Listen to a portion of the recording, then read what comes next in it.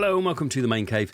Now today's video I'm going to be running through 19 of my accessory picks for the Lenovo Legion Go, and I want you to comment if you think I've missed any out that are worth picking up. What's your number one accessory for the Legion Go? Let me know. So if you're new here, we make regular videos on technology for gaming in your smart home, so please do consider subscribing, as we may make a video to make your life easier, and I wouldn't want you to miss out. So do hit subscribe, I'd really appreciate it. Right, number one on the list. First up is a battery power bank. Running this machine will draw power, a lot of power. So much so, if you want to run AAA titles, the best you can probably get is to see an hour or so worth of gaming. But don't let this stop you, just buy a battery bank and you'll be able to game for much longer.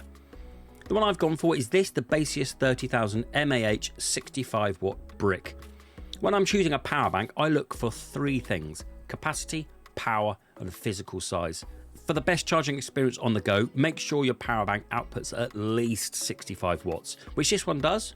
Next, it needs to have a decent amount stored up, and this one has it in 30,000 mAh, which is right up there as one of the biggest. Also though, another shout for this is the Anker 738, which is very popular as it's very powerful, but it is a bit more expensive. Number two is a real quick one. It's a screen protector. Plenty out there to choose from, and I'll let you know the one that I use in the description. It's really easy to fit. You get two, and I've had no issues with mine so far with a perfect fit. Third is a memory upgrade. Now, you actually have two solutions here. Firstly, it's an SD card, cheap, easy and works well, but feel free to go as large as your budget stretches, but I'd say minimum is 512 gigabytes. I've gone for 1 terabyte as it was on sale on Amazon, but the faster the memory card the better, but the A3 should be good enough to store games, or as I'm doing, to store emulation files and the odd Steam game. Then secondly, it's a full SSD upgrade. This requires more work, but it isn't unachievable, and it's on my list to do at some point when I feel like I've outgrown my SD card. There are plenty of guides on how to do this on YouTube. You just replace the internal SSD with a much larger one. Now, as you've noticed through the video, I have a skin on mine. I have a look at D brand. They do loads at various prices depending on how much you want covered. I went for white to match my ROG Ally and Steam Deck, but the choice is yours. I think they look great, and it also has the added benefit of helping with a bit of protection from any minor scratches or scuffs. Being a Windows machine, take your pick for audio, but for me, I'm using the ROG Cetra earbuds that I've just been using for months. These are the older version, but they work perfectly well. By all means, use your AirPods or if docked, any USB connected headphone, but as far as the Cetras, I've had to say I'm impressed. I've been using them since day one and they are comfy, they sound good, have good enough battery, and there's no discernible lag when in gaming mode. And they only cost me £60 from Amazon, but you can also find them in a deal a little bit cheaper as well. So what about docking this to a TV then or a monitor? Well, I've been using this one. This is the Jsaux Dock, the HB1201S. It performs very well and I was hitting 1080-60, no problems at all. For most people this will be enough, but you can push it harder if you need it to. Although a cheaper alternative to the £95 price tag of the dock that I've got is the HB0801S. It's cheaper, but that's because it's a slightly lower spec and fewer I/O. Next up is a quick one. It's a 90-degree USB port, meaning if you're plugging in a USB cable, it doesn't protrude ugly out of the top. I did consider a magnetic version of this, and maybe I will at some point, but this connector works fine. No loss in power or speed. Another useful accessory, especially on the go with the Go, is a small hub. It has a few extra USB ports and can be used to add more USB ports in a pinch and is very portable. If taking away a monitor and other devices you need to do with USB, this is perfect for plug and play. Now, to get that full charging speed from directly plugging in your Legion Go to the wall, or if you're using a third-party dock, you will most likely need a good way to power it, and you can't go wrong with a 100-watt charging plug. I use two in the studio, an old U-Green 100-watt plug and the newer 100-watt Anker version. Both output enough juice to secure me the fastest charging, and both are excellent. I'll link to both in the description below, but do remember to get yourself a decent cable to work with. Again, I'll link it out down below. 10th is a controller. If you're using it docked or just fancy something a bit more comfortable when undocked, you're going to need a controller to play on. So I've split this up into two types, cheap and pricey. For cheap, get yourself just a simple Xbox controller, plenty of colours, works well with Windows, and of course, doesn't break the bank. As for pricing, this is what I went for. It's the Elite 2 Core. You can grab this around £100, but for me it's a bit more as I got the black rear paddles and a regular D-pad, which all adds on top as an extra expense. If you're using this dock though, it's another good solution is the 8-bit Do controller. But bear in mind, if you like your controller buttons to be with the Windows configuration, then it only works with a dongle, so you'll need a spare USB port. So another one here for those who like to dock, and that's a full-size keyboard and mouse. As for a keyboard, take your pick, one that fits for you. For me, I use the Logitech G515 for when docked, as it's relatively inexpensive and I'm just a sucker for the low profile, and I will be doing a review of the keyboard on my channel soon. As for the mouse then, this is a bit more specific than a choice of keyboard as before. I wanted a mouse that I could take away with me just in case, so needed one that did 2.4G and Bluetooth.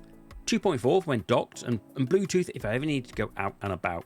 So I ended up with this, the excellent Aerox 3. Has everything you need, looks good, RGB, nice click, lots of connections and decent software. My only gripe is with the button on the sides, a little bit tricky to press, but that's literally it. If you want something even smaller and not fussed about RGB, then look up the Logitech Pebble. It's a really good shout because it's tiny. But what if you wanted to go travel with a keyboard in a bag with no room? You may want something smaller than your regular keyboard size. This is where this bad boy comes in. I picked this up from Amazon, and the reason I got this particular one is threefold. 1, it's USB-C. 2, it has an inbuilt mouse pad. And finally, for me, it's UK layout, which, believe it or not, is quite rare on Amazon. It's either US or Mac. It connects via Bluetooth and it remembers 2 devices.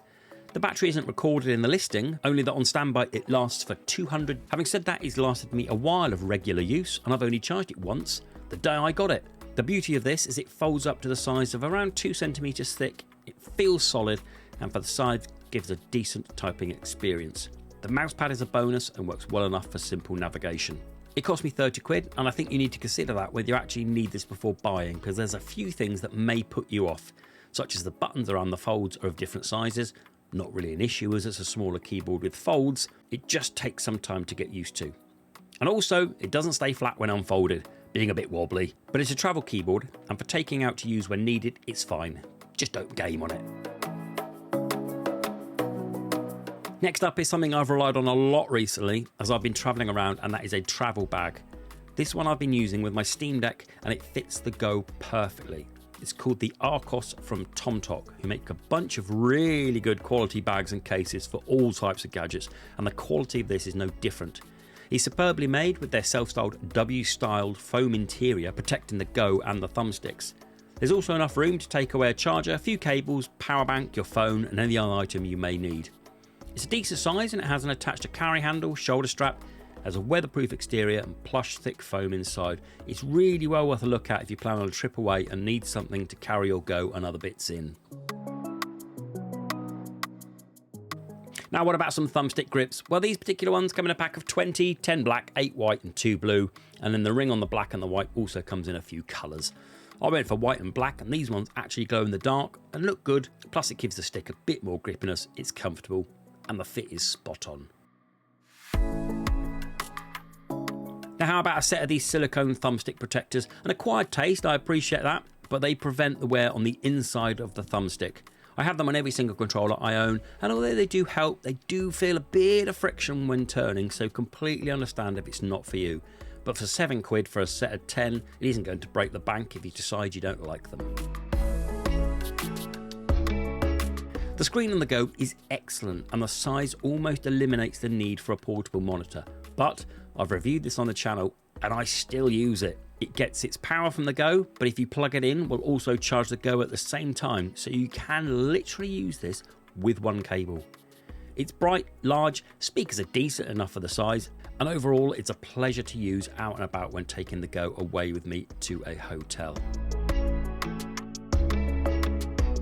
Trackpad skin next, cheap, and for me it helps with the friction of the pad. I find the trackpads to be not as accurate unless I have some friction on the pad, and these help with that. But I get that this accessory probably isn't for everyone. Now, speaking of protection, you can also get grips, and one here I've tested is this silicone grip. It doesn't separate, it keeps the whole thing as one, but it fits well and it fits into the official case too. With it on, it helps with grip and protection. So there we have it then. There's 19 accessories for the Lenovo Legion Go. I hope this list of some specific and some generic and some cheap accessories has been helpful for you.